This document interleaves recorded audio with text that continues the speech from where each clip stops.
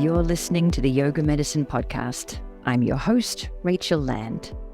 This podcast brings you information and resources to enhance the therapeutic effects of your practice based on a deeper understanding of anatomy, physiology, and the integration of modern science and research with traditional practices and experiences. Join me and my co-hosts Tiffany Cruikshank and Katya Bach as we dive into all things yoga, research, and wellness. Hi, Shannon. Welcome back to the Yoga Medicine Podcast. Thank you so much for making time for us again. Thanks so much for having me again. It's great to be back. We've talked about Yin Yoga before. For people who are interested, head back to episode 41, where you unpacked some of the hidden benefits of Yin Yoga. And I think that episode really hints to some of the things that we'll talk about today, because basically Yin is a really powerful practice and it's very different to the type of energy that we're in daily life. And that's a good thing. It's like an antidote. But because it's so different to the pace and the level of intensity of daily life, it means that it can also be difficult. It's not just automatically something that we all snuggle into like a warm blanket. So we're talking today about some of the challenges that come up. And we thought we'd start with those that come up when we practice, move on to some of the challenges of teaching Yin, and then wrap up on a more positive note with it's not all dark and gloomy, it's not all difficult and challenging. There are some things we can do to manage those difficulties. Yeah, I love this topic. And so when you initially reached out, I think, my mind is always, I'm list oriented and I'm thinking of, okay, what are the challenges? And what came up first was just being uncomfortable. And I think regardless of how seasoned we are in our practice, the idea of sitting with pain or discomfort of any kind, I'm talking like physical, mental, emotional, any kind of discomfort, it goes against the grain of being human. And so I think that this is maybe the most challenging, in my opinion, the most challenging part of the Yin practice is sitting through discomfort. And it's something that in usual yoga practices we're pretty actively avoiding. Like, maybe you want to feel your quads burn in a standing pose, but often the sort of caveat that teachers offer is, if anything's painful, you can stop or you can move away from it. And this is really the only practice that comes to mind for me, other than, say, meditation or pranayama, that might actually nudge you to lean into it, or at least to sit with it and have a look at it, as opposed to automatically moving away. And that's not really normal for daily life, and that's not really normal for most people's experience of yoga practice, is it? It's not. It goes against that, just our human nature. And the tendency to try to fix things or to feel better, that's ingrained in our DNA. And so when we sit to meditate or to do a Yin practice and we're confronted with the discomfort, it can be, especially when we're new to it, it can be overwhelming. And learning how to kind of discern and tease apart the different layers of discomfort. As a teacher, I never want my students to experience pain, and I'll give cues to kind of distinguish between the types of discomfort that are, I guess, acceptable versus the ones that we want to avoid. So physically, I never want anyone to experience anything sharp or shooting. So that's a big one. Anything that's kind of dull, achy pain in the joints or around the bones, that's something I talk about when I teach. Any kind of tugging type of pain around muscle attachments is another one. And then the last one I can think of is compressive type pain or compression type pain. An example would be like Sphinx pose. If I'm propped up on my elbows and I feel something really uncomfortable in my lumbar spine, then that's an indication that, okay, I need to back off, or maybe this pose isn't for me. But other than that, there's a spectrum of discomfort. And I think as practitioners, that's one of our, it's something that the yoga practice teaches us, is how to kind of discern between the different types of discomfort, the different types of sensation, because no one knows our bodies like we do. Mm. Yeah, and I think you were right to talk about a spectrum there, because some of the sensations that come up in yin that we're willing to sit with include kind of lines of tension or traction, pulling sensations, but just not in the muscle attachment points. And we sometimes look for compression of tissues kind of sitting closer together or pressing against each other, but not to the extent that it generates pain.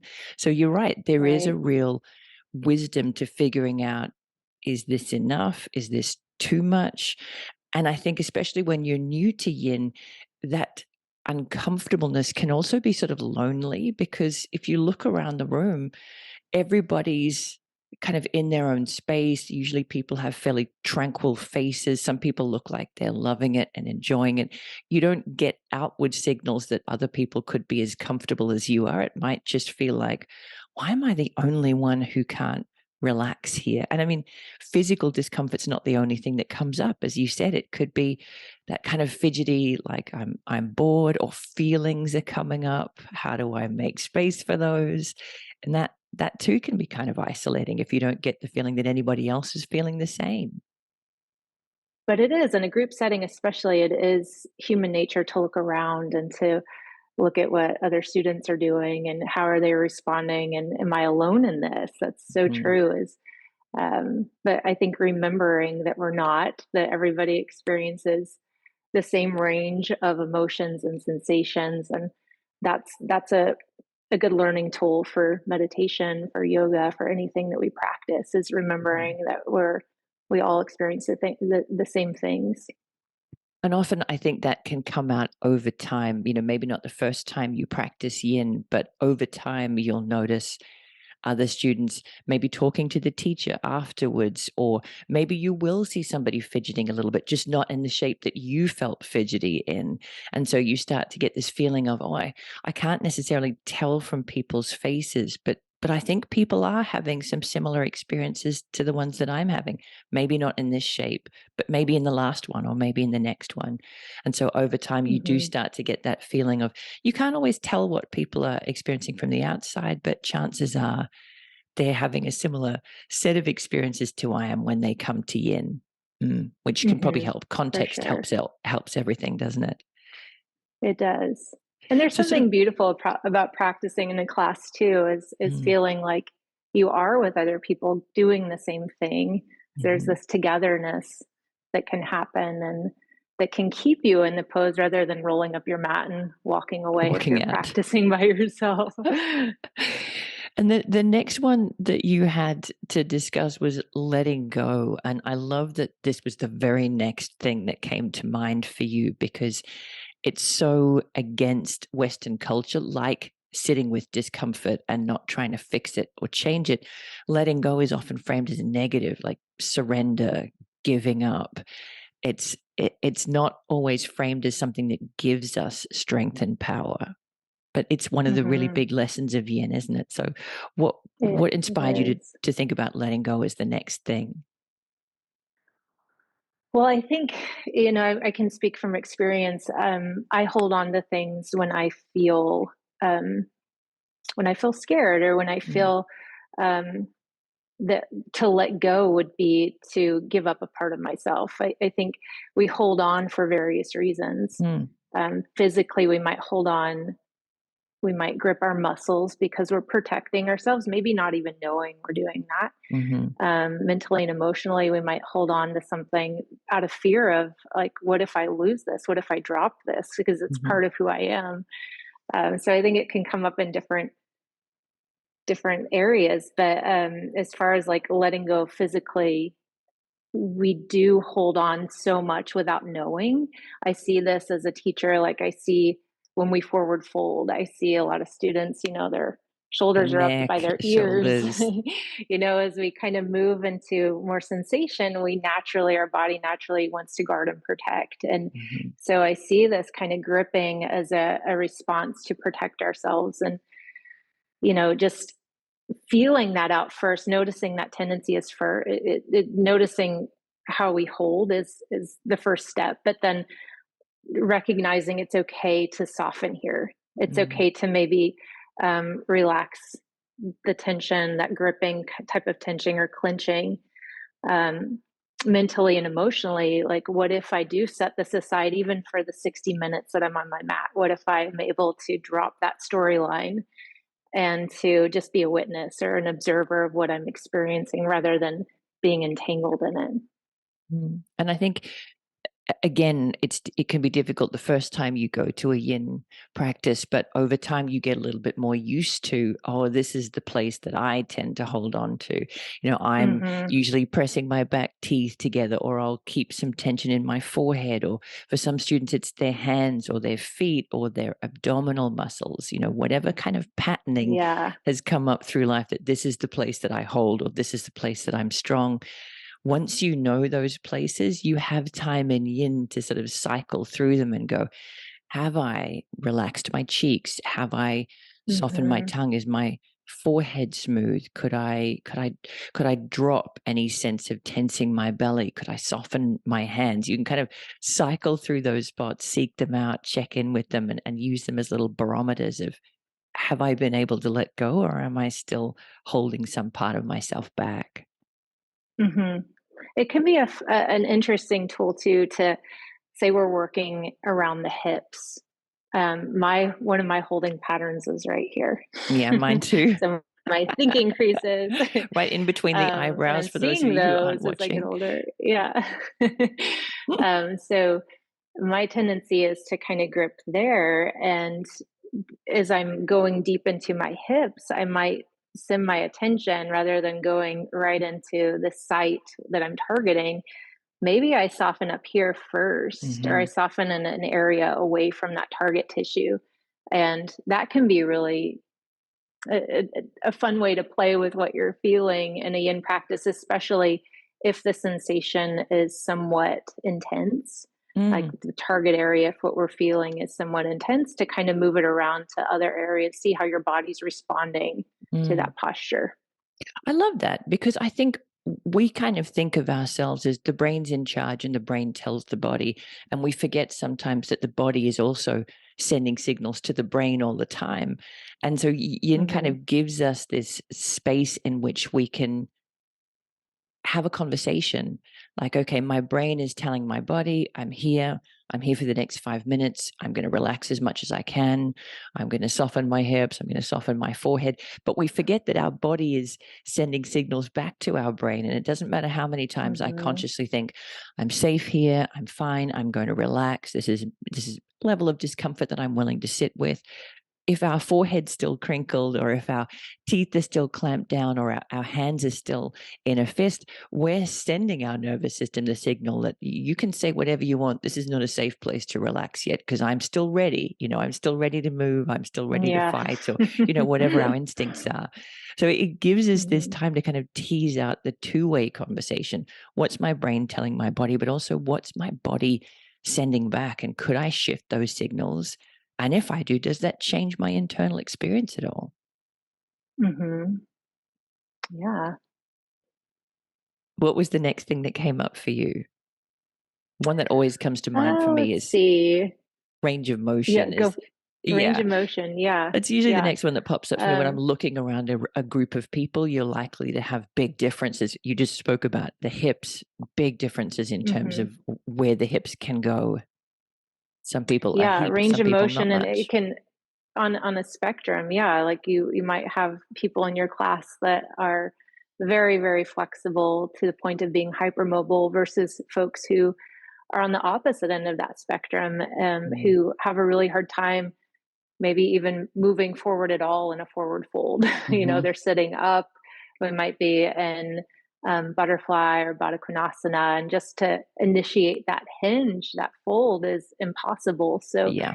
yeah, you see a wide spectrum, and I think range of motion can have, it can play a really big impact on feeling like, as a student, like, can I do this, Mhm. or am I going to get anything out of this? We've Mhm. got on the hypermobile range, people who can lay flat on the floor in like a wide-legged fold and not, and still not feel a whole lot.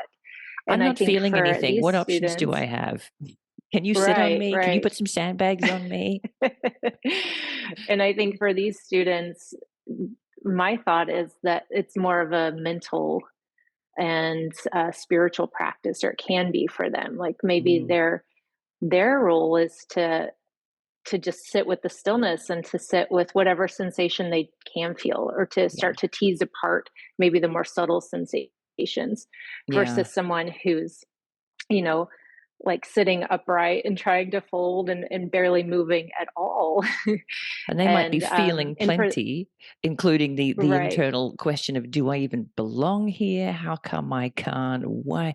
How long before that's something I often hear from people. How long before I'll be able to fold forward the way she is or the way you are? Hmm. And Yeah. that's a big question. The answer is usually, you know what? You might never. Maybe that's just not how Right. you're put together. Yeah. Yeah. And that's an important, as teachers, like that's an important thing that we can communicate with our students, that we're Mm, built differently, our bones are shaped differently. And yeah, I think, and just saying that in a class, saying that, we have different body types, so we have different mhm. ranges of motion, it's going to look different from person to person. I like to show a lot of variations in the Yeah. beginning, to give options for people, and even be a little bit humorous about where we're at. People enjoy seeing the wide range and the varieties that they can explore, and having Mm, a sense of humor about, like, my hamstrings are tight as can be. I'm not going to be able to fold it all. Okay, well, what do we do from here? yeah. And I think yin actually Yeah. offers a pretty good framework for that because often it's taught less this is the outward shape that everybody in the class is going to make, and more these are the targeted tissues that everybody in the class is going to explore, which means if we're Hmm. all looking for some sensation in our hamstrings, we're all going to be in slightly different shapes or even massively different shapes to get that sensation. So kind of reframing the pose around targeted tissues is one way that I've found really helpful to help Hmm. students reframe the experience, because if you're feeling something in your hamstrings that is interesting, that you can sit with and observe, great, you're done. And if you're the person who needs to have their stomach on their thighs, maybe your challenge for today is to recalibrate your settings to a much more nuanced level of detail. And I've talked about this, I Right. think, with Tiffany before. My tip for practicing yin, if you're a real Gumby, is try practicing yin in jeans, Oh, especially for I hip love openers. that. Yeah, it gives you some really early feedback on where Hmm. there might be tissues lengthening, where there might be twisting or torsion, where there might be compression. And if I train myself to stop as soon as I feel my jeans, that for me personally anyway has been a really helpful internal signal for maybe I just stop here and wait and see what develops, as Hmm. opposed to waiting until I feel something from my muscles, which might be my stomach on my thighs, which is Yeah. probably not something I need much more of. I do plenty of that already. Right. Mm, Right. It's all about balance too. Like, if yeah. we're already super mobile, do we need to work on mobility? Mm. Probably not. Yeah. Yeah, I think it's Yeah. almost easier as a student. Once you've wrapped your head around it, it's almost easier for the student with less range of motion than it is for the student with more range of motion. Because once you've wrapped your Hmm. head around, this is not about me failing because I don't have my stomach on my thighs. For you, it's kind of like, am I feeling something? Yep. Am I feeling it in the targeted area? Yep. Great. Problem solved. Hmm. You don't have to work anywhere near as hard internally as somebody who has more options. Where's my 50%? If I'm going to hang out at 50%, as we often teach in yoga medicine, 50 to 70%, and see if I can cultivate some more nuanced appreciation of sensation. Where's my 50? Where's my 70? Where's my 100? How do I entertain my brain Hmm. when sensation itself isn't distracting me? So there's almost more challenges, I feel like, for the Gumby in yin. Hmm. Yeah. I also love talking about phasic changes Mm, within a single posture. How the the sensation site might shift a little bit. The intensity of the sensation might change. It might be really vibrant at first and then grow mm, dull, or the opposite. It might be mm. maybe you don't feel a whole lot and then it builds. So I like to talk about that and to guide students through just noticing how things shift and change as we hold for time. Because we don't usually in other yoga practices or in life stick around and see what happens. And this is our window to Mm-hmm. do that. Is this is what I'm feeling now, but it's going to be different in 20 seconds, 30 seconds, a minute, 2 minutes. It's going to change again. Yeah. I love that. So I think we're already sneaking around the challenge that I thought of first. Before I even thought of discomfort, I thought of how different yin is to the pace and level of stimulus of daily life. Like in life, Mm. there's a million things coming at you. There's traffic, there's phone calls, there's, things on TV or on the radio, there's people knocking at the door, or maybe you're out and about. Remember those days pre-COVID when we actually left our homes. I'm still in my cocoon, but there's a whole lot of stimulus. There's pace, there's the clock's ticking, there's things you got to get done. And yin is the opposite. There are long periods where nothing interesting Mm-hmm. is happening. There's long periods where the room is quiet. And if you look around, people's faces is still. That's a big adjustment from the pace of modern life to the pace of the It average is. yin class. And that's not necessarily an easy and blissful adjustment for everybody all the time, is it? No, it's not. And we kind of touched on this in the last podcast, but yeah, it can feel that juxtaposition of going from being overstimulated Mm, or taking in a lot of information to now I'm just being. Now I'm just sitting with my experience. Yeah, that's a really challenging shift. And um, as a teacher, one thing I like to do is in the beginning, just meeting ourselves as we are, like asking a lot of questions in the beginning. What am I feeling? mm, Um, what's my mood? What's my energy level? mhm, Where did I come from? What was my day like before I stepped on my mat and now I'm mm. here? So just acknowledging where we came from so that then we can meet ourselves in the moment and ask ourselves, okay, what do we need right now? But allowing for a little bit of time to settle in the Mm, beginning, I think is really important through body scans, through just awareness of breath, awareness of the space that you're occupying on your mat, mm, awareness of the sensation of the ground underneath you, all these things that we can do, all these tools to get closer to our bodies, drop out of our heads and really experience what it is that we're feeling in our bodies first, I love that. and then moving through the practice. um, I tend to the the hold times at the beginning of the practice tend to be shorter when I teach Yeah. versus the hold times toward the middle and the end, for that very reason, because I know Mm. people are coming in with who knows from what, from where, what they're coming in. Um, Most of us need a little bit of time to start to downregulate the nervous system. Oh, I love that. It's like you could almost think about the entire yin practice the same sort of phasic way that you approach a pose. There's a beginning stage, there's a middle Mm-hmm. stage, there's an end stage, and your actions and your intentions are going to change a little bit from beginning through middle through end. And Mm-hmm. often when I'm teaching, I'll say the first minute or so is about just figuring out what shape you're making and finding a way to settle yourself in there. Like, do I need to move this foot? Can this foot stay where it is? Do I need a prop there, or am I okay without? Is this one going to work? Do I need to lean a bit further forward or lean a bit further back? All of that kind of figuring out, where's my edge? Have I found it? Can I sit with it? And then the second phase Mm-hmm. is more about, okay, now that I'm here, can I start to be still and pay attention? What am I feeling? Where am I feeling it? Is that feeling changing as I sit with it and watch it? And then the third phase for me is when things start to get a little bit more internally still and quiet.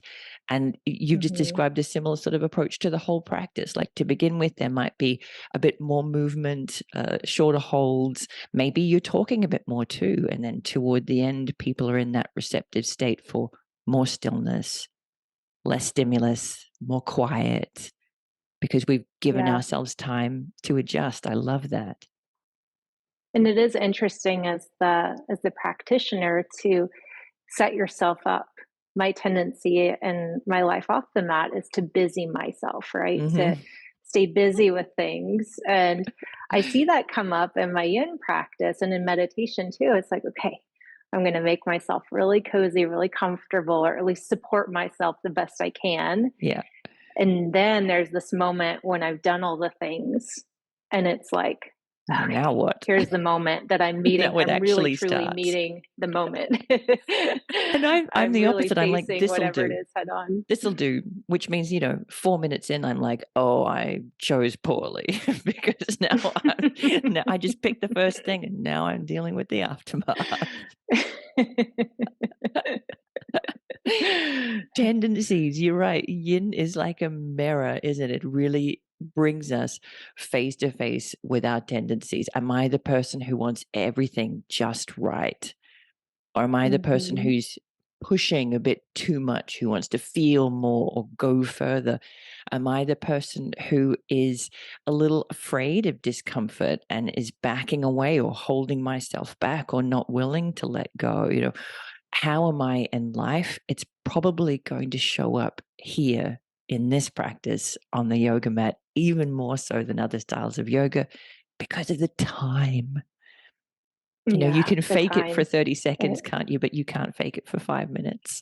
exactly. There's poses like happy baby pose comes to mind first, where you get into it initially and it's like, oh, this feels so good. Mm, You might be pulling on your legs, your ankles, your feet, whatever. But then that one for me, it builds pretty quickly. Like 30 seconds in, I'm like, okay, I need to loosen my grip.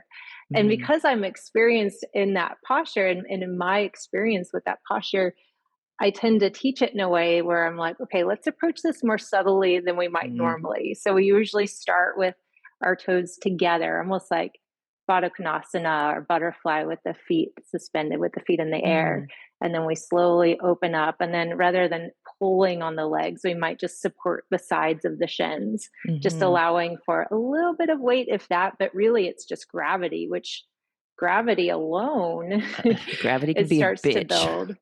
Yeah. If you sit with That's her for so long true. enough, she's like an elephant. Yeah, but there are poses that definitely in the beginning we're like, oh yeah, that's what I want to feel. But Mhm. after 30 seconds to a minute, it's like, okay, I want less of that now. Yeah, and a lot of the things that we've been talking about have suggested that there is a real subtlety to this practice. It isn't just about joints and muscles and fascia.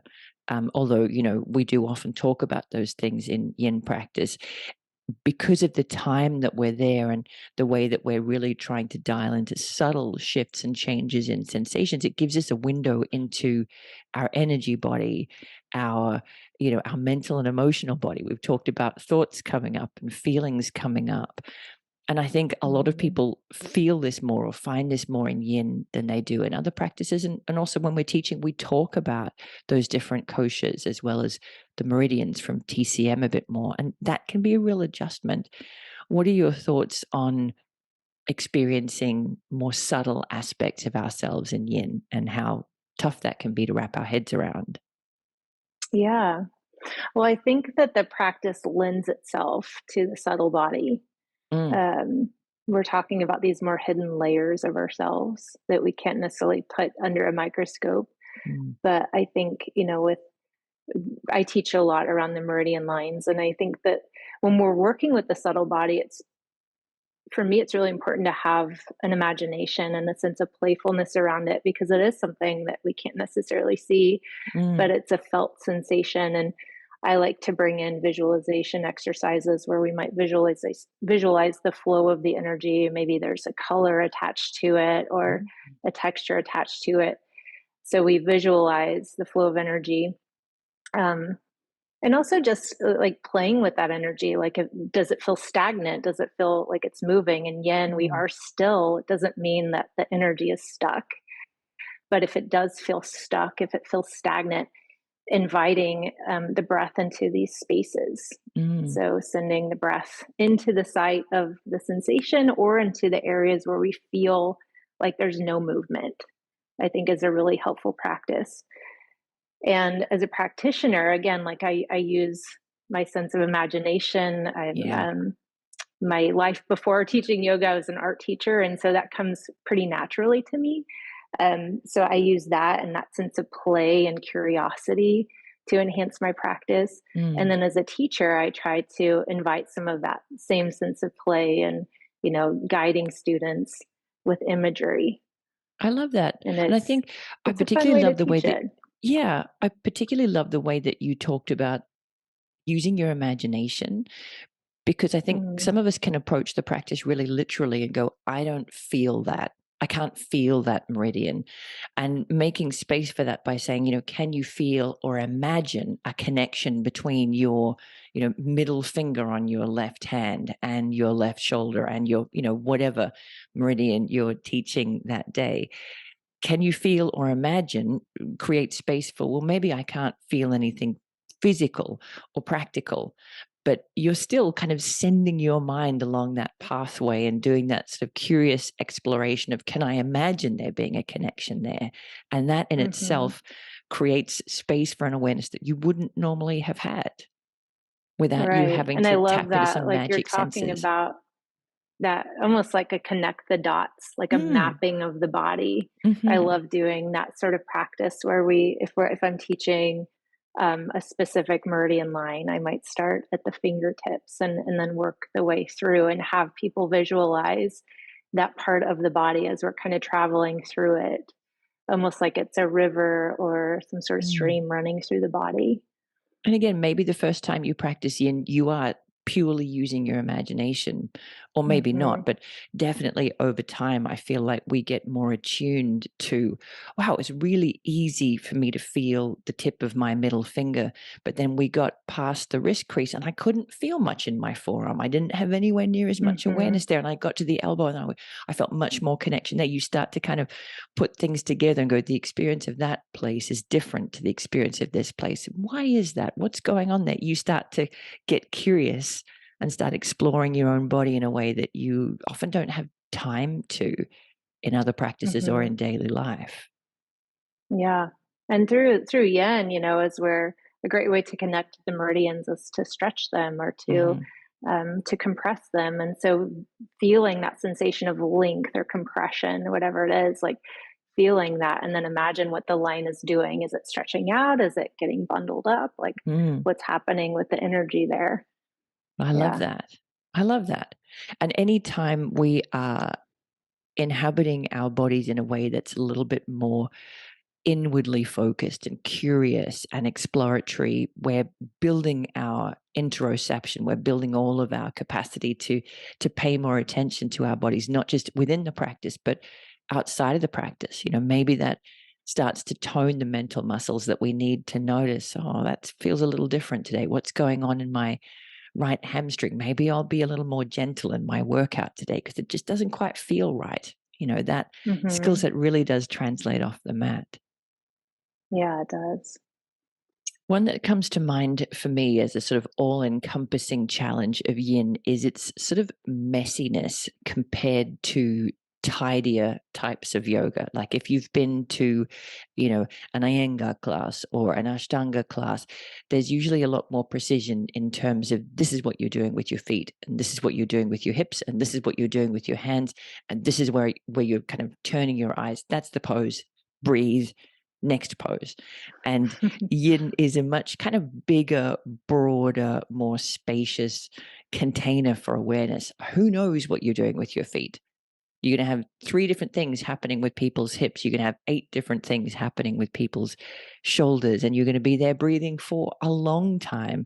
So, as a student, that can be a great thing, but it can also be tough to adjust to. Like, just tell me what you want me to do, and I'll do it. Tell me what shape you Hmm. want me to be in. Tell me what prop you want me to use, and I'll do it.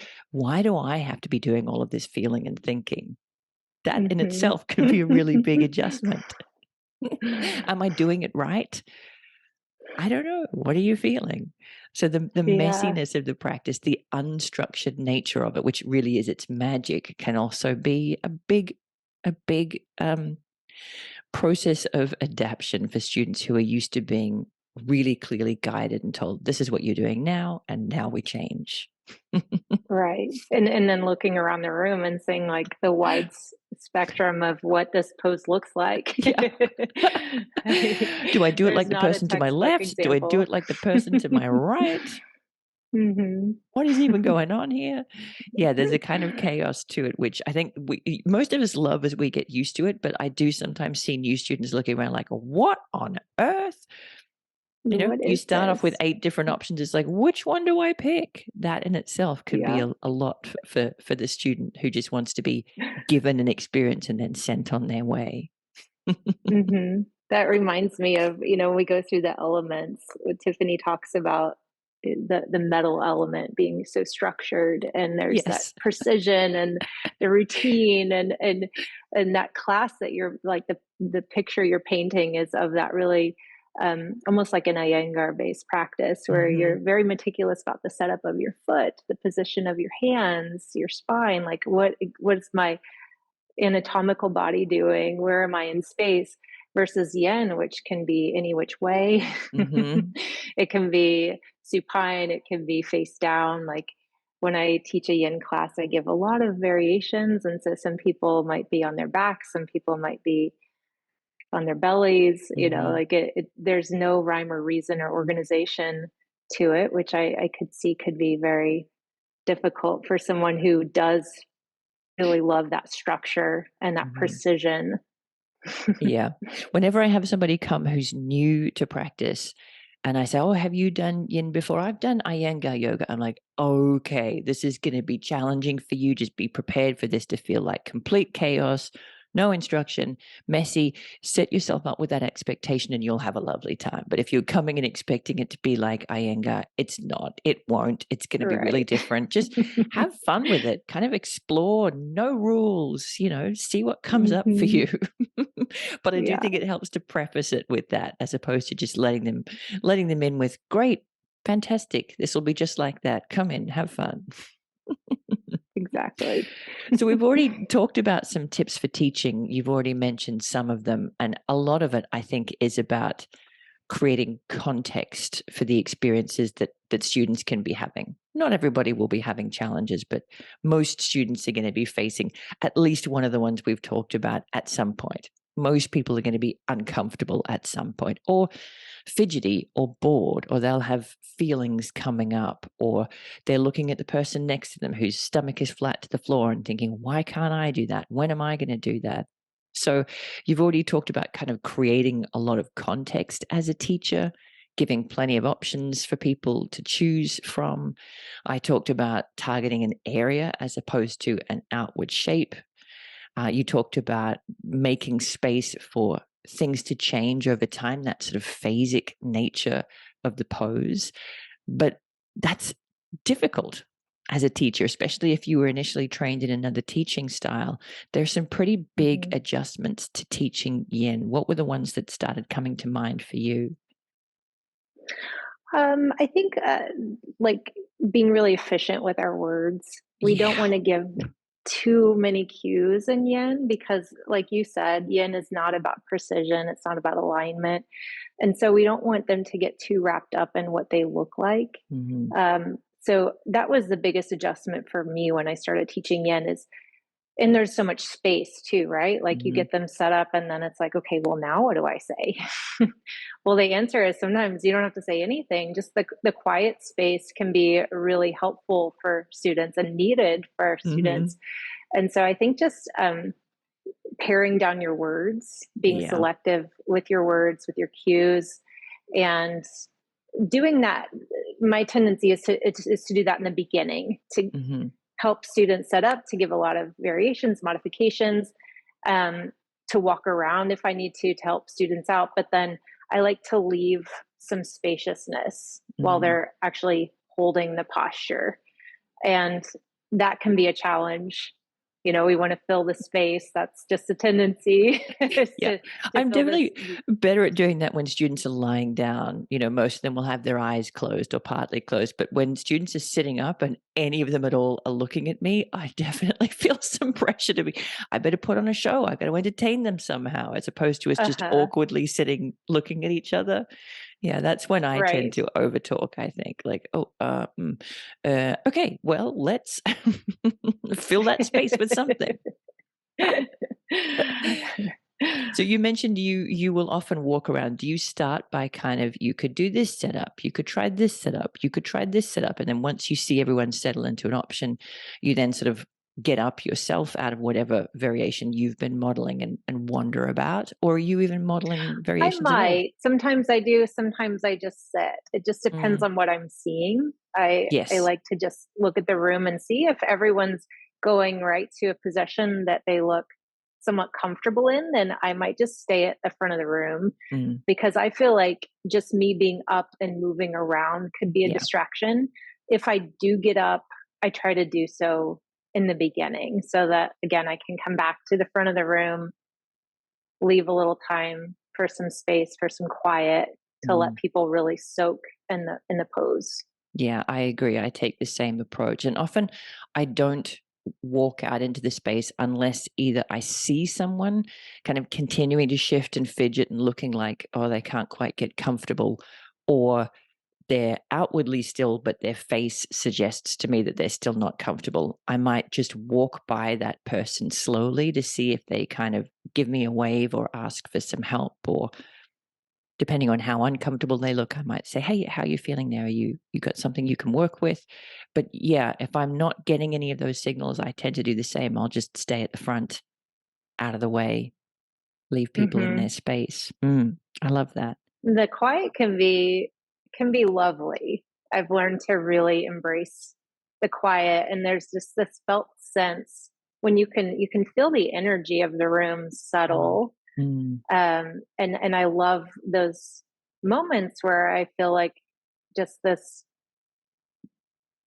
settling down of the energy. You can feel mm, everybody kind of downshift, mm. and the room gets really still. And those are really precious moments, I feel like. And that's really the jewel of the yin practice is that stillness, that quiet introspection. Yeah, and you mentioned, which I think was a really helpful tip, that you tend to do shorter holds at the beginning when people are likely to be a little bit more yang in their energy, a bit more sort of upward and outward in their energy. And as they settle, you can leave more of that space. You can make the holds a bit longer. You can leave the periods of quiet a little bit longer. But there's, Hmm. like with most teaching, there are so many things you could be adding to their experience. You could be talking about the targeted tissues and the impact on the fascia. You could be talking about the meridians and their implications in daily life. You could be doing as Bernie Clark does and kind of weaving in stories. How do you choose which things to say and which things to leave out so that you do really preserve that precious quiet? Yeah. I like to have a purpose in mind or an Mm, intention in mind before I show up. Doesn't mean that I'm planning out the whole class because sometimes I might have a class planned and then I see like, well, I can't teach that. Like this group, mhm, I can't teach that flow or this set of postures to this group, and mhm, so I have to pivot. But I do like to come in with a theme or a purpose in mind so that everything I do feels intentional. Every mm, posture, every word I say, everything can tie back to that purpose. And sometimes it's in a subtle body theme. We might be working on a pair of meridian lines. We might be focused on the elements. Sometimes it might be anatomical focus where we're releasing tension in the low back and the hips or in the neck and shoulders. So mm. I just try to come in with an idea so that I can then tie back. And I try to do that in every class that I teach. But with Yin, Yeah. I think there's just this art of paring down and saying just enough, Mhm. Do you give just people enough, kind of giving time just enough markers left? You've got information. about 2 minutes more, or you're halfway through, or we've got 1 more minute here? I used to, and I don't tend to do that anymore. I might Interesting. say, take one more breath. Yeah. Um, I a student approached me. This was a few years ago, and said, "When you tell us we have a minute left," I'm like, "Oh my god, I can't be here another minute." A minute feels like a An monumental eternity. amount of time. And once I heard that, I was like, "Okay, Mm. Noted. I'm not going to say that anymore. Oh, that's interesting. I mean, how Hmm. do you keep track of time? Because that's the big challenge with yin. It's the magic of yin. It's much easier in a hatha vinyasa class to be like, do this with your feet, do this with your hips, do this with your shoulders, take a full breath, next thing. But with Right. yin, Yeah, you there's a know, lot of if we're talking minutes, yeah, what's your strategy for keeping track of time? well, it's nothing special. I have a little digital clock that I The keep, a old little bitty clock. battery operated thing I have on my mat that I Hmm. keep track if it's a two-sided posture. Now, Hmm. if it's not a two-sided posture, then I might just kind of watch the room. And if I start to see fidgeting or people starting to look uncomfortable, then I'll pull up from there. But Hmm. for any two-sided posture, I do keep track of time with that clock. But it's interesting how 60 minutes can go by. I feel like a 60-minute yin class somehow is faster than a 60-minute Oh, vinyasa flow for class. sure. I think especially when you Uh-huh. first start teaching, you'll think, "Oh, 60 minutes is such a long time. Say I do 3 minutes per pose. That's well, I'll have to have, 15 poses. And then the more you teach, the more you realize, oh, I can't move anywhere near that fast. And people need time in between for that sort of Mhm. echo of the pose. What do you feel in the aftermath? You don't want to rush through that because sometimes that's where you feel the full impact of the previous shape.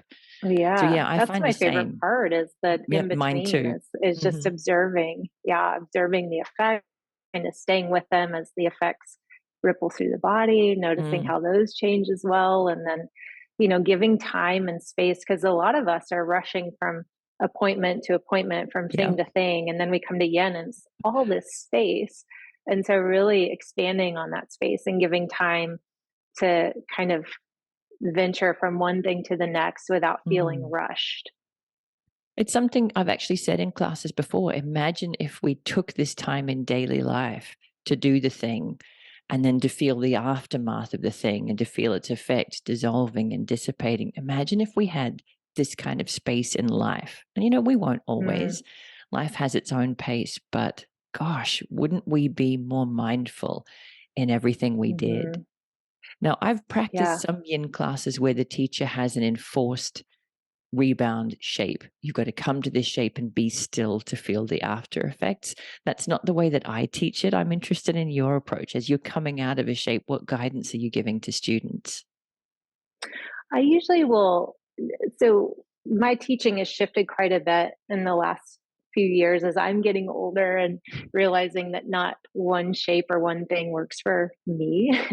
I like a lot of variety. And so I'll usually have students, I'll tell them, I might say something like, what do you need right now? What do you Hmm. need after holding shoelace for 5 minutes? Like, what is your body asking for? Some people Hmm. might want to sit still, and some people might want to move. So, if I see that nobody's really responding, I might give some options. Like, Hmm. maybe sitting still feels good for you. Maybe child's pose feels good. Or maybe you want to move really gently through a few rounds of cat cow. Hmm. But giving the body a little bit of time to adapt before making any sudden movement, just Yes. noticing there's like a pause upon release where I just have students, okay, what do you feel? And Mm. then after that brief pause, then inviting them to move on to the next thing in a way that's nourishing for them.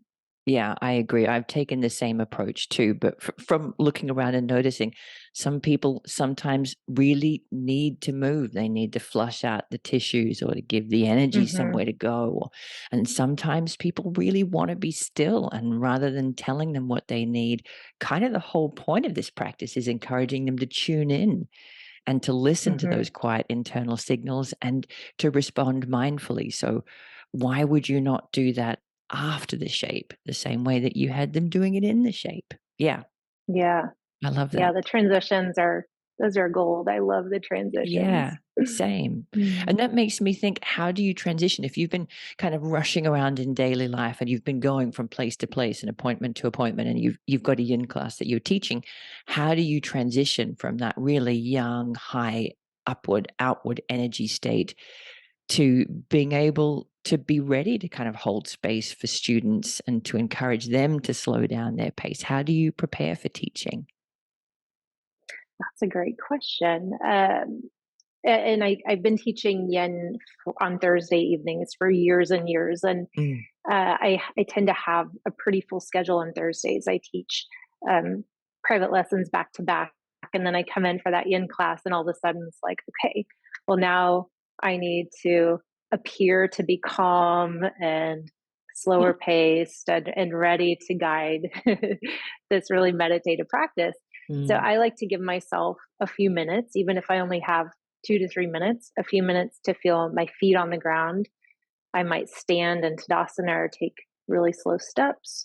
I have the privilege of having a separate room from the studio where I can do that, where I can kind of isolate myself and really ground through my feet, or if I want to sit, ground through my sit bones, but feeling the ground beneath me, Mm. and then moving myself into my body through sensation, through tapping, through breath work, through gentle movement, however, whatever I might need in that moment to get myself out of here, out of my brain, and into my body. Mm. Oh, I love that. For me, what really helps is setting up the space. I have one Hmm. class where I put out the mats and the props beforehand, before the students come in. And for me, having the mats set up with the assortment of props that I think they'll need, the kind of regular complement for today, having them all set up is my way of kind of mentally preparing for the practice ahead. They'll need this, they'll want this here, they'll want this here, they'll want this.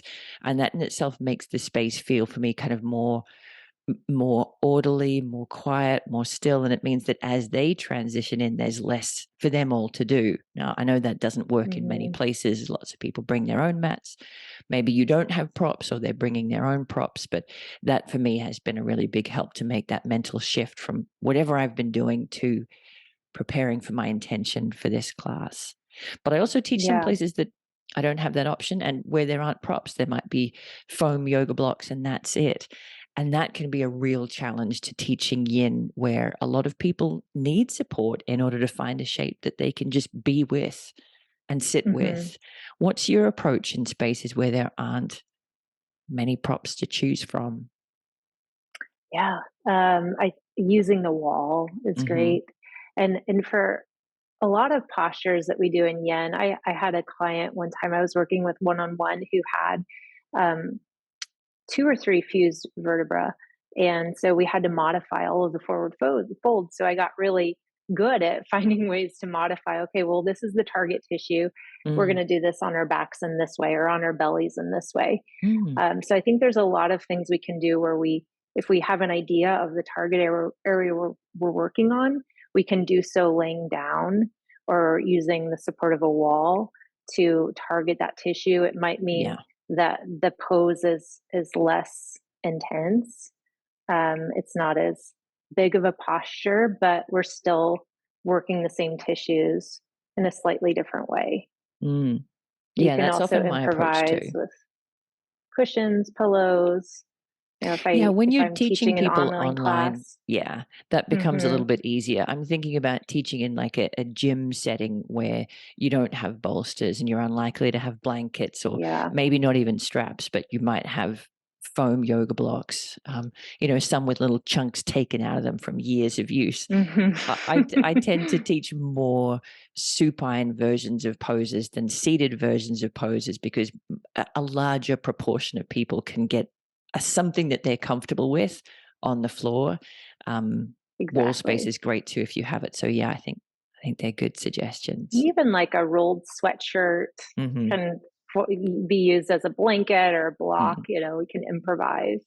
Yeah, people will tend to kind of figure things out as they go along. And the more they come to a space like that, people will often start to bring their own stuff with them. I've had people bring their own bolster even, but a lot of people will just bring a blanket or an extra Hmm. yoga mat or whatever they think will help them settle in a bit more comfortably.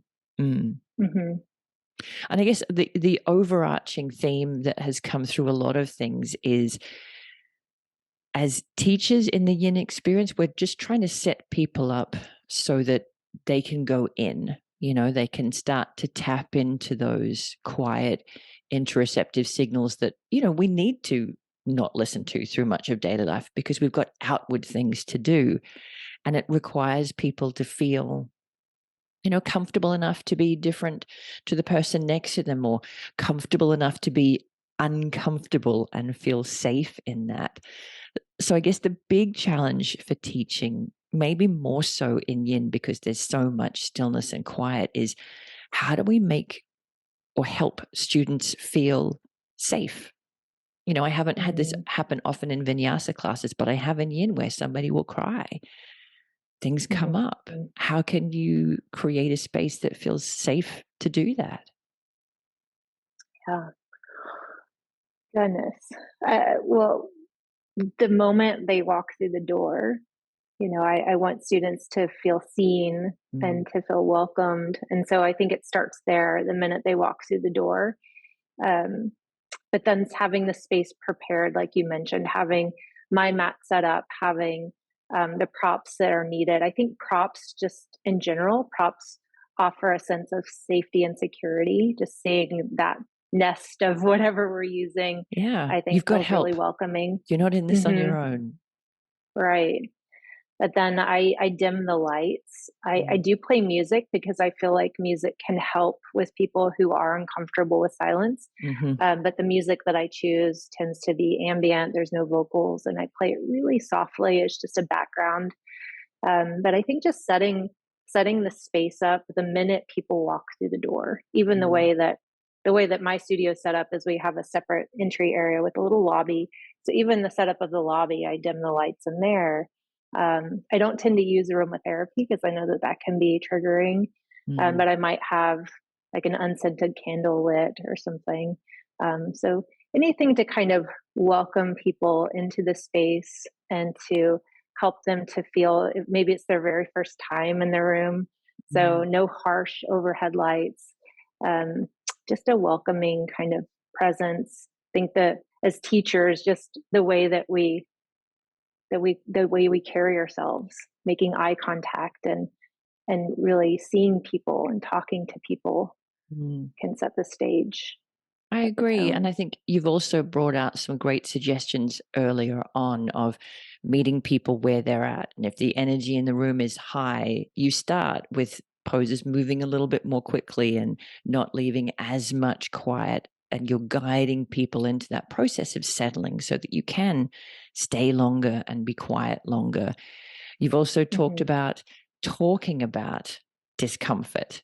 Can you find something that you can make peace with? You don't need to be completely comfortable. Shouldn't be feeling any, you talked about this to begin with, any sharp or pinching sensations. You shouldn't be feeling any pulling around the muscle attachments, but you might feel compression, or you might feel that you're not completely comfortable. Is that something you could make peace with? Could you be with that so that you're sort of setting people up for an experience that maybe the person next to you looks like they're loving every second of it? That's okay if it's not completely comfortable for you. That's a normal Mm-hmm. experience here. And even showing a wide variety of options, I think sets people up for that. Oh, I might be different to the person next to me, or I might be doing something different to the teacher. And that's okay here. That's normal here. Making Mm-hmm. kind of that range of options in itself, I think, can be welcoming to people. There's room for me to be Yeah, and individual just here. saying it, just saying Hmm. the thing, saying things like "you're in a safe place," Hmm. reaffirming, um, and saying that there's going to be different variations of the pose. We're all going to look different in the pose, and not to compare yourself. I think just using those words as Hmm. teachers are really powerful. Yeah. Just speaking that in the beginning so that students do know that, okay, well, I don't have to look a certain way while I'm doing this. I don't have to be a certain way. My experience might be different from Mm. this person's experience. Yeah, we set that tone. Lots of challenges for practicing and for teaching. And we did promise to begin with that we'd talk about some ways to manage those. So let's shift gears. And I Mm-hmm. know you've mentioned one already. As a teacher, what is your kind of guiding star is intention. What do I want Mm-hmm. people to feel or experience or take away from this? And that helps you pare down the words, pare down the poses and the options to kind of clarify the experience for people. And I think that's a great place to start, even in your own Mm-hmm. practice too. What do I need from today? How am I feeling? What do I need? Mm-hmm. Yeah, purpose is key. Hmm. Knowing and even saying that intention in your mind, it might be a mantra that you repeat throughout, can be like a lull or a hook that brings you back as a teacher or practitioner. Um, what I didn't mention in the list I sent you was compassion. And I was like, well, duh, that's the first thing is compassion. With meditation, it's compassion. With the practices that we do, with the yoga practices, it's compassion. And having um, that kind of guide us through so that when we're having an Mm. experience that might be challenging, we can hold space for that in a way that's heartfelt. Like we can open ourselves up to understand that this is a shared sensation or a shared experience, Mm. and we can have conversations with ourselves as we're going through something challenging, like even if it's as simple as I'm okay, just repeating that I'm okay. That compassion is key, something that I Mm. lead with as a teacher, it's something that I practiced with as a student, just to bring it down to the heart level, because Mm. that's where we can all really connect. And I think for teachers too, obviously, we want to create an experience that's really helpful for our students. And sometimes we don't succeed in that. You don't always teach an amazing class, and just reminding yourself that you're not a robot and you're not AI. Hmm. You are a person, and your classes are all going to Yes. be a little bit different. And that's just how it is. As long as you're showing Hmm. up, preparing, clear in your intention, and you're doing your best, that's really all you have control over in this life. Hmm. Absolutely. Mm. You have mentioned preparing as well, preparing the space if you can, preparing yourself, even if it's just a minute or two of getting into your own body. And I mean, gosh, for Hmm. students, that's great advice too. If you have that time, if you're able to get to class a minute or two early to set up your space, to assemble whatever props, if they're not assembled for you, and to just get into your body to start asking that question: what do I need? How do I feel? And if you don't, Hmm. to really deliberately use the first pose or two to do that, to find your way back into your body and to start tuning into the signals that you've not been listening to in all the busyness of life. Yeah.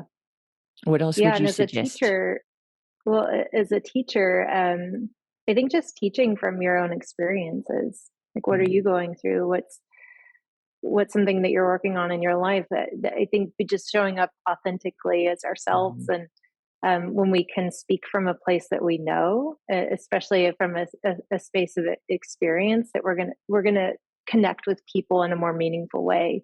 Of And course. so that whatever I'm working on that week or that month, maybe there's a theme that I'm focusing on in my own practice. That's something that I bring to light and I share with others. And Mm. then it has this ripple type effect that we just start to plant seeds. And I mean, if you're not doing that deliberately, you probably are doing that accidentally. Often we wind up teaching the Hmm. stuff that we we ourselves need. So that could be Hmm. something to pay attention to if you're not aware of what's going on for you in your kind of emotional life or undercurrents in your daily life. Notice what you're leaning into as you teach, and that might give you some insight into what's coming up for you.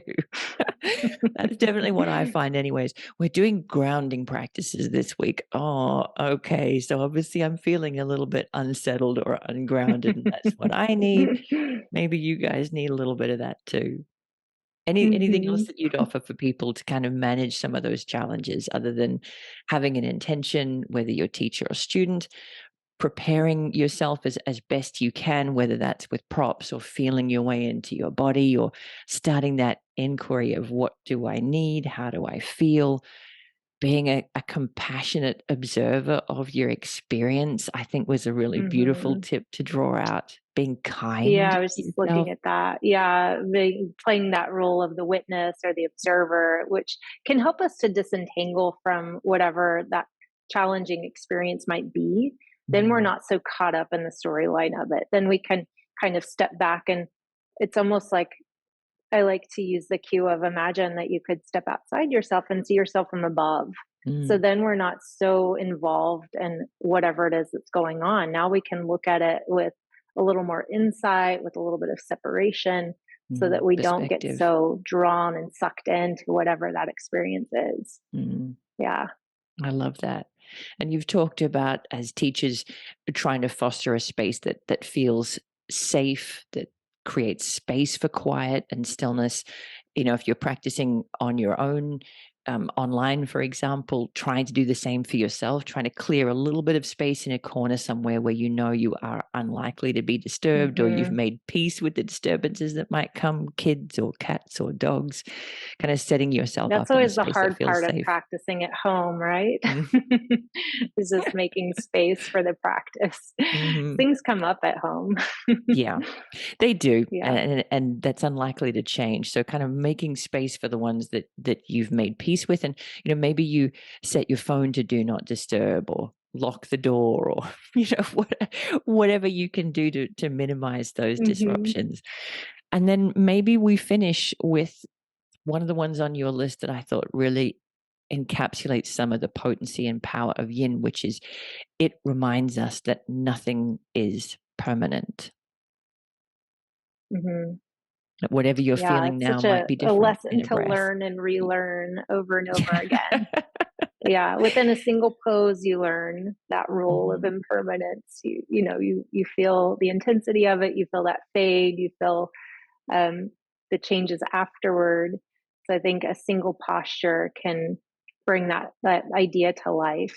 Or maybe you're But not feeling it. also, Maybe you're feeling nothing and you're kind of bored. That's boredom. okay. Next shape's gonna be Yeah, different. This too shall pass.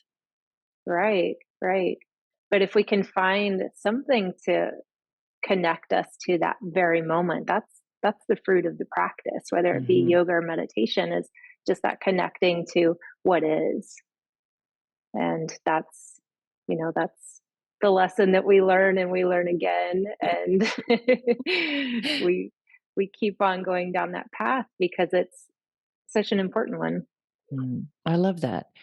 I think you've done a beautiful job of drawing out the realities of yin, which is it is for many of us the opposite of what we're doing in the rest of our lives. And that's great because it's what we need, but it doesn't necessarily mean that it's an easy transition.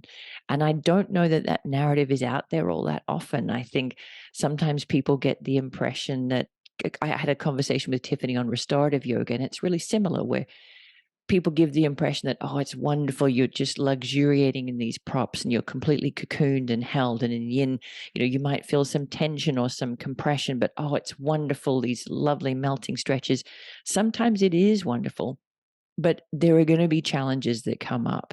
And sometimes that is unease or discomfort or boredom or feeling the need to fidget. Sometimes it is sitting for 5 minutes with a mirror to all of your tendencies that you show, not just here on Mhm. your mat, but outside in daily life as well.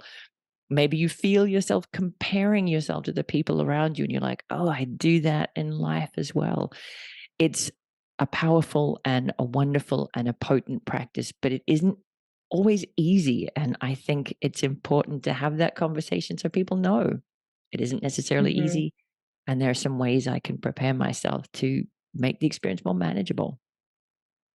Yeah, and I think remembering too that even if we can only connect for a few minutes in a practice, or maybe Mm. it's 60 seconds in a Hmm. practice, that time is going to accumulate. The more we do it, the more resilient we become to our ups and downs, the less Mm. reactive we get. And so, even if it's a practice that you feel like is a throwaway practice, if you can connect for 30 seconds, then That's there's meaning something. there. Or maybe, maybe not. Maybe, the whole practice is a struggle.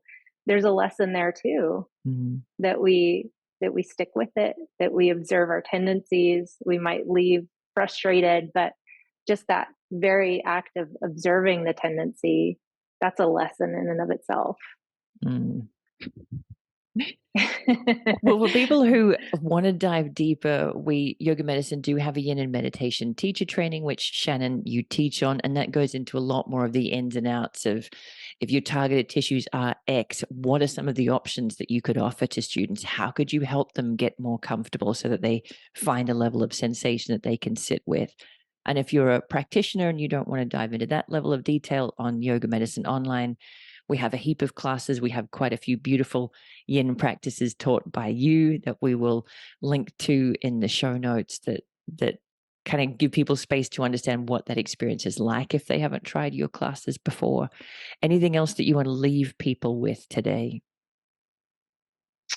Um, I can't think of anything off the top of my head other than that every practice, like I mentioned before, every practice teaches us something.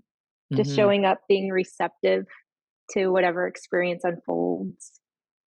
I love That's that. that's key. Yeah. Yeah. And maybe we start to bring a little bit more of that openness and receptivity into daily life as well. Hmm. And we're a little better at managing experiences that are uncomfortable. That would be a wonderful gift to take from Yin. Well, thank you so Oh much my for goodness. your time and your thought and your care today. I really appreciate it. We will link to all of the places that we normally link to for people who want to know more about you and to find out about you and what you do. Thank you, Rachel. Thanks so much, Shannon.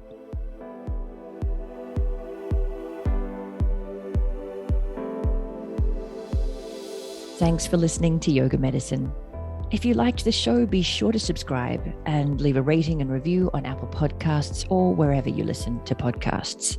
And if you got something out of this episode, please spread the word and share it with a friend. You can find more information, articles, trainings, and classes at yogamedicine.com. Check us out on social media as Yoga Medicine, or you can email us at info@yogamedicine.com. Thank you for being part of our Yoga Medicine community. The content of this podcast is not medical advice and is not meant to replace medical care.